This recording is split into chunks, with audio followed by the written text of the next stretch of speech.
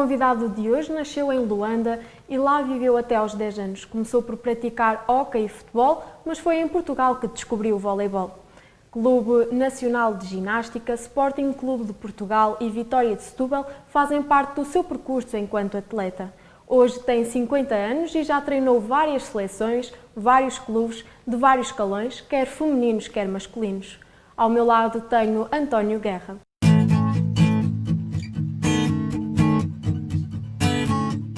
Bem-vindo, professor. Boa tarde, obrigado. Quem não gostou muito desta sua opção pelo voleibol foi o seu pai. Sim, porque na altura eu jogava futebol, jogava numa equipa com alguma qualidade, dei nas escolinhas do Belenenses e tudo isso, e ele achava, apesar de gostar muito de voleibol, porque ele era militar de carreira e nas Forças Armadas o voleibol é uma das modalidades mais praticadas, ele preferia que eu tivesse jogado futebol porque tinha investido muito tempo da família e tudo no futebol, mas a opção não foi essa. Começou por jogar hóquei e futebol. Como é que surgiu então este gosto pelo voleibol? O enquadramento é essencialmente por proximidade e pelo ambiente escolar. Na escola onde eu estudei, antigo colégio dos maristas, na altura tinha um misto entre a parte particular e a outra parte mais do Estado, e os meus colegas quase todos jogavam voleibol. Onde eu treinava e jogava voleibol era mais perto para tudo isso, e eu gostava muito do jogo. Sempre foi um jogo que eu gostei muito e gostava muito do jogo, e acabei por ir por arrasto com os colegas da turma e acabei por jogar voleibol no Nacional de Ginástica. A sua carreira enquanto jogador passou por 3 clubes. Que recordações é que guarda desse tempo? A grande passagem é Nacional de Ginástica. O Sporting é quase só ir lá experimentar, e quando eu joguei no Vitória de Setúbal tive uma lesão muito grave e praticamente não joguei.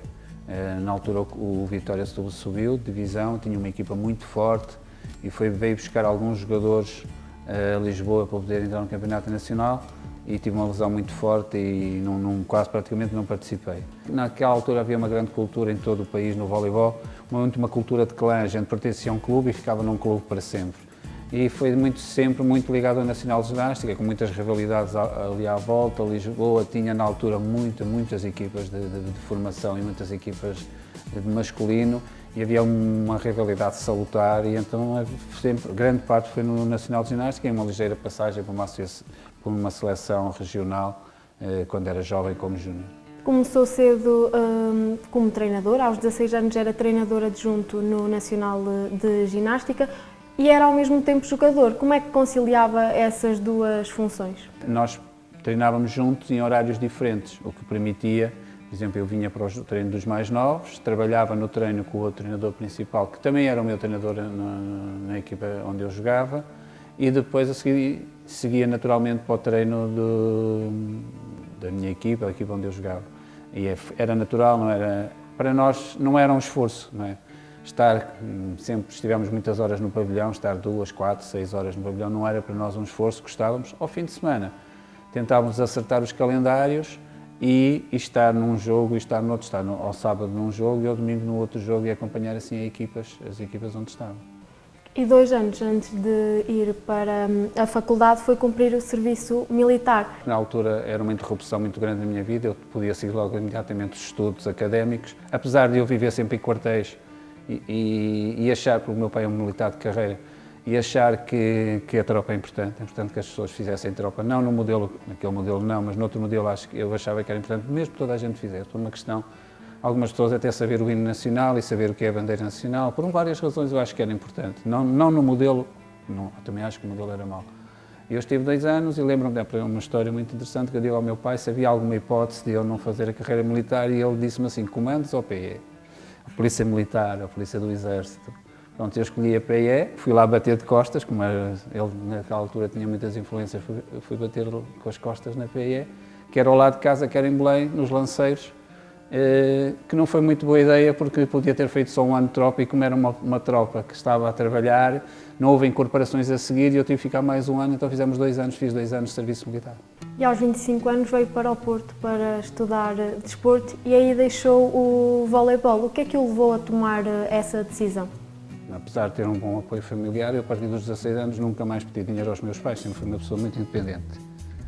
e quando venho tirar o curso não queria que os meus pais pagassem o curso. E então nessa situação, quando eu venho para o Norte, eu não tenho muitas hipóteses de estar a jogar, treinar e fazer tudo. Porque eu, nessa altura, uma parte do meu rendimento era dar treino. Eu venho para o Porto e começo logo a dar treino no CDUP, treino numa equipa de formação feminina e a equipa sénior do CDUP masculina, onde começo a conhecer o voleibol no Porto, não tinha muito contacto no Porto. Felizmente caí num CDUP em que as pessoas, os jogadores, tanto as jogadoras como as jogadoras, eram pessoas com um perfil espetacular, eram pessoas muito bem formadas, e um dos grandes amigos meus, e um jogador até com quem eu depois acabei por jogar praia, é nesse clube que eu conheço, e não havia hipótese de eu jogar nessa altura, não tinha tempo. E por outro lado, o curso que eu vim tirar, naquela altura, é um curso em termos físicos muito exigente.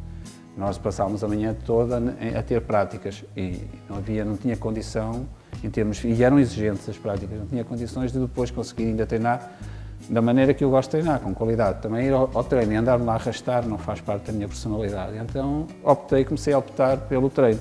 Mas não é uma opção planeada, eu começo por dar treino. Eu gosto de voleibol, não posso jogar, já dava treino e gostei muito, vou continuar a dar treino.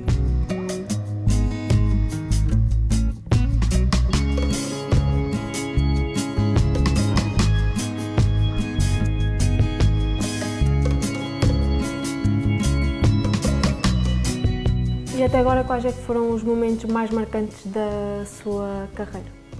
Politicamente correto, eu digo que são todos, não é? Mas há sempre momentos mais importantes. Eu penso que a vitória no campeonato nacional com a equipa de júniores do Guifães é um momento importante porque elas eram muito novas e porque o trabalho foi bom, foi muito bom. Penso que o Leixões, a ida à fase final da Taça de Portugal, só jogadores portugueses e uma grande parte dos jogadores do Leixões do masculino, numa altura em que praticamente o voleibol português é todo constituído por equipas muito fortes, com muitos jogadores estrangeiros de topo, penso também é um momento muito importante. Acho que foi um dos momentos mais importantes, foi uma experiência muito engrandecedora. E os dois campeonatos do mundo que acabo por jogar, principalmente a preparação do campeonato do mundo de cadetes femininos, que depois acabamos por jogar no Funchal, encaixa perfeitamente na minha vida e foi um momento muito importante. Outro momento importante foi a possibilidade de treinar os centros de treino, os centros regionais, em que eu tinha algum conhecimento de voleibol, mas estava muito pouco estruturado, o meu conhecimento estava muito pouco estruturado, e tenho a felicidade de trabalhar com excelentes treinadores, colegas meus, no centro de treino, como o Mário Martins, mesmo a minha esposa, a Ivone Guerra, uma série de treinadores com quem eu aprendi muito e me ajudou muito, e principalmente trabalhar com a faculdade, com a professora Isabel Mesquita, que na altura tem o conhecimento muito bem estruturado. E foi dos momentos mais importantes. É lógico que o Mundial, qualquer pessoa, é uma experiência absolutamente engrandecedora, é uma coisa que nos ultrapassa completamente. O Mundial é muito importante. A primeira vitória como treinador sénior também é importante, no Castelo da Maia, com a equipa feminina. Também uma equipa feminina com características muito parecidas com esta seleção nacional, em que as jogadoras eram muito autónomas, muito orientadas para a tarefa, tinham um perfil muito especial. E depois o Mundial. Acho que o Mundial é mesmo um momento de viragem na minha vida. Nessa passagem pelo Castelo da Maia, esteve lá 3 épocas, 2 enquanto adjunto, uma enquanto principal. Vocês ganharam quase tudo. Taça, supertaça e campeonato. No campeonato nacional ganhamos tudo. Nos competições internas não conseguimos a nível europeu ter nenhum resultado extraordinário, porque também jogávamos sempre, como éramos campeões nacionais, jogávamos sempre pools fortíssimas.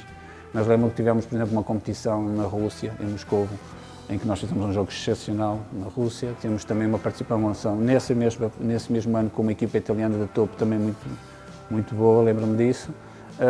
Mas nesses anos realmente nós dominamos completamente o voleibol nacional em termos feminino, numa altura em que o voleibol feminino era muito forte, muito forte. O Leixões tinha uma equipa muito forte, com muita qualidade, muito bem treinada. O Boa Vista tinha uma equipa também muito bem treinada, com algumas jogadoras de topo, onde também estava, por exemplo, a Schuller, estava algumas das jogadoras que jogavam. A Schuller, por exemplo, foi uma das jogadoras que jogou no vôlei de praia olímpica, foi olímpica no vôlei de praia. O Sports Madeira, na altura, eu não quero estar a cometer no erro, mas penso já na altura o Sports Madeira tinha também uma equipa muito forte, não era o Sports Madeira, era uma equipa da Madeira muito forte, havia 4, 5 equipas, qualquer uma delas podiam ser campeãs nacionais.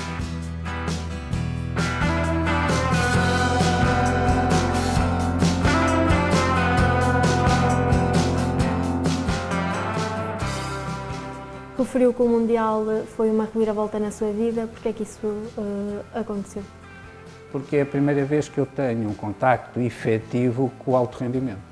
E as pessoas que refletem um bocadinho sobre o treino, que gostam de treino e que querem, a possibilidade de estar àquele nível e perceber que o alto nível era outra coisa completamente diferente daquilo que era mesmo o campeonato de mais alto nível em Portugal e a realidade que eu conhecia. E eu acho que o campeonato do mundo, as recordações mais importantes é essencialmente o grupo que nós jogamos. As pessoas estavam orientadas para a tarefa, eram pessoas que puxavam o treino e a competição para cima, mas principalmente o espírito de grupo e aquilo funcionar quase como uma família muito bem oleada. Ainda há pouco tempo eu estava a ler um livro que é o Legacy, que é um trabalho sobre o legado que deixa a seleção de rugby da Nova Zelândia. A seleção da Nova Zelândia é a estrutura funcional humana que há mais tempo comanda e domina a elite ou a sua área de intervenção. Há mais de 100 anos que é a seleção de referência a nível mundial. E recentemente foi feito um estudo de porque é que isso acontecia e foi giro que eu estar a ler aquilo, estava-me a lembrar da seleção nacional na altura, com as devidas distâncias, mas senti que eles são muito bons porque definem um perfil de jogador, escolhem um tipo de jogador, é um tipo de seleção que quer e todas aquelas características, muitas delas eu via estava a rever, isto acontecia com a nossa seleção na altura. E foi isso, acho que foi muito importante, é isso que retiro essencialmente, é estar na excelência com um grupo de excelência, acho que aquilo era um grupo de excelência. Fala-se muito do trabalho do Juan, do grande volume de treino, da carga física, não sei o quê. É lógico que nós tínhamos de trabalhar muito, porque nós tínhamos uma decalagem muito grande em relação aos outros e tínhamos que melhorar muito fisicamente porque até éramos uma seleção muito alta. Mas não foi esse o segredo, o segredo era realmente o conjunto, a qualidade do trabalho, não era só o volume, mas a maneira como se trabalhava, a maneira com a dedicação que aquelas pessoas estavam. Nós tínhamos jogadores, por exemplo, que acabavam de jogar, ao fim de estar um mês fora da família, 2 meses fora da família, acabavam de jogar, tinham a família na bancada, que já não os vieram não sei quanto tempo, e eles também queriam abraçá-los, não é porque não gostassem, não é? Também queriam abraçá-los, e a primeira coisa que nos pedia qual era o boletim de jogo. Queriam ver o que é que fizeram se tinham cumprido a tarefa. Isso já diz alguma coisa, não é? Muito focados, muito orientados para a tarefa, muito comprometidos com a seleção. Foi um grande sacrifício, porque nós fazemos 6 meses nessa altura, seguidinhos. Já tínhamos feito no ano anterior também 6 meses. Eu lembro que a gente brincava muito e dizia que não sabia se nos 2 últimos anos tínhamos estado um ano com as famílias, não é? Se calhar tínhamos estado mais tempo junto uns com os outros. Aquilo também era uma família, para funcionar bem também era uma família.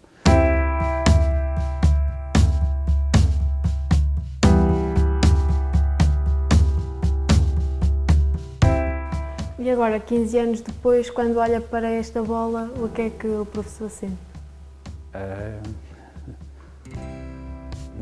Não posso falar, eu sou um bocado emocional.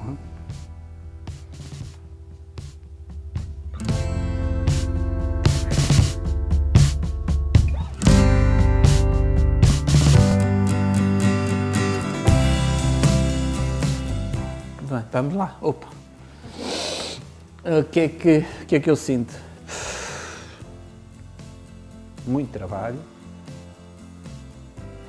muito sacrifício e não sei se 15 anos depois vale sempre a pena pelas pessoas que lá estiveram. Não sei se para o voleibol nacional foi suficiente, não é? Isso foi bem aproveitado, isso é o que me deixa mais triste. É mais isto, estou um bocadinho emocionado. Porque nós vivemos aquilo de outra maneira. E às vezes deixa-me triste olhar para esta bola. Eu tenho uma em casa e deixa-me triste. Eu vou dizer aquilo que eu acho mesmo em relação a isto. Tanto sacrifício que se fez, nós neste momento tínhamos que estar melhor. Pelas pessoas, pelo ambiente, pelo que se construiu, pela imagem que se fez o vôlei, excelente, não há dúvida nenhuma. O voleibol agora é outra coisa. Mas eu sei que, por exemplo, como eu vos disse no início, eu sou muito orientado para a tarefa. E a mim não me interessa resultados, a mim interessa que a gente alcança novos objetivos. E não alcançamos, é isso que me deixa muito triste. E nós fizemos um esforço, toda a gente fez um esforço para que esses objetivos fossem alcançados. E grande parte foram alcançados, depois perdeu-se. Por exemplo, há jogadores agora, nós ainda nos reunimos muitas vezes e falamos, há jogadores que não vão ver a seleção. Não é porque não gostem das pessoas que lá estão, que não gostem da seleção. Sofremos muito ver a seleção, vamos perceber? E há coisas que naquele grupo não aconteciam e não podem acontecer. O que eu sinto atualmente é que o sacrifício foi muito grande, mas nós neste momento tínhamos que estar melhor. Porque aquilo tinha que ter sido um degrau, uma plataforma de lançamento. E isso custa-nos um bocadinho,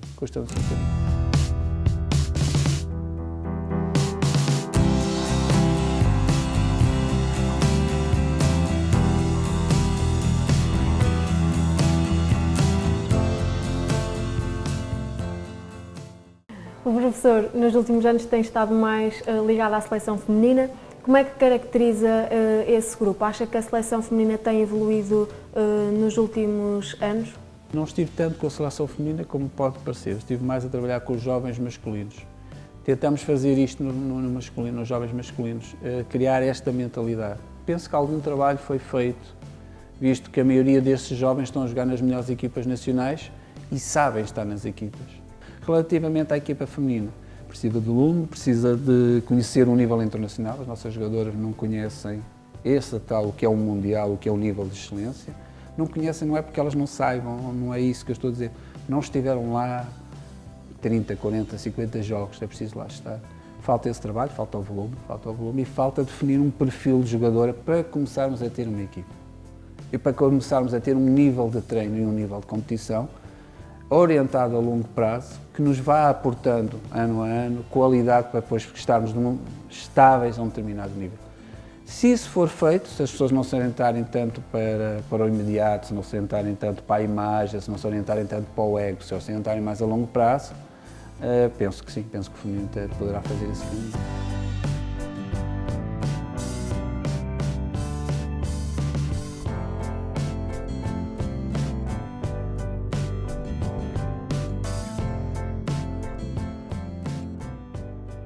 Já são vários anos de seleções, a acompanhar as seleções. O que é que sente cada vez que começa a tocar o hino? Essa é mais daquelas perguntas que, por acaso, eu agora estou mais calmo, mas é daquelas que emociona também muito. Eu ainda me arrepio todo com o hino. Seja em que competição for, em situação for, e o hino para mim é o hino, é o país, é fado, é as pessoas, não há pessoas como os portugueses, é as mulheres bonitas portuguesas, não há mulheres bonitas como as portuguesas. É isso, é Portugal, não. E isso aí é muito emocionante. Para mim é muito emocionante, para a maioria dos jogadores. Eu não conheço nenhum jogador de topo que quando não toca o hino não se arrepie. Nós somos mais calados, não gostamos de mostrar isso. Nós não cantamos o hino, não é? Tirando a seleção de rugby, mas aí compreendo porque é que eles estão-se a preparar para uma batalha física, que aquilo seja muito emocional. Mas toda a gente canta. Eu nunca conheci nenhum jogador que não cantasse o hino e não ficasse emocionado. Em situações em que nós estamos em superação, em que nós estamos a fazer resultados excepcionais, é normal até chorarmos ou emocionarmos quando estamos a cantar o hino. O hino é um símbolo importante para nós.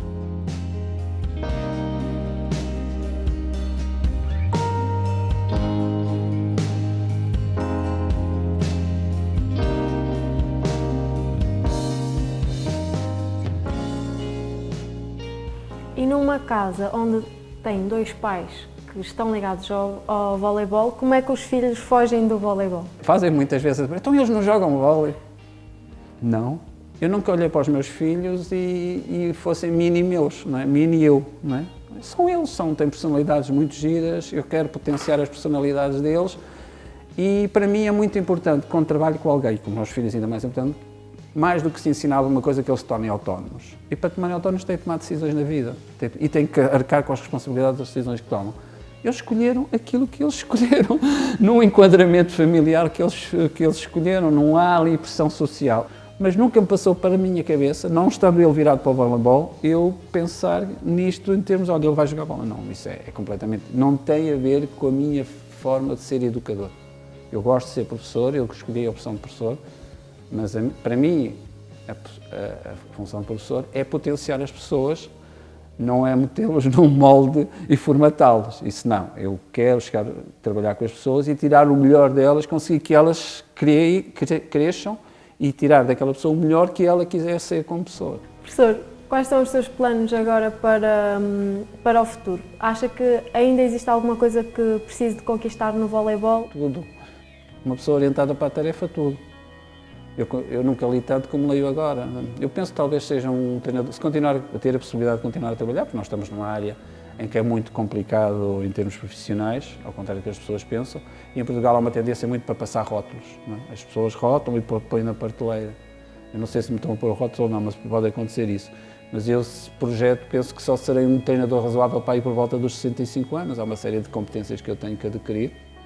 Eu sou, para mim, como sou para as pessoas, acho que as pessoas têm que estar sempre a melhorar. E não acho nada que uma pessoa com 60 anos, ou com 50, ou com 40 seja velho. Não acho que um jogador com 32 anos é velho, rende ou não rende, não vejo as coisas assim. Por isso, eu assim, em termos de projetar o futuro, não sei. A única ideia que eu tenho é que talvez, se eu continuar a trabalhar bem, equipas boas, com bons jogadores, continuar a gostar de estar no pavilhão e continuar a estudar o jogo, talvez com 65 anos eu seja um treinador razoável. É exatamente assim que eu penso, mas não é falso, nem é mesmo assim que eu penso. Por isso não sei. O que vier é bom e seja o que for, o futuro é sempre bom.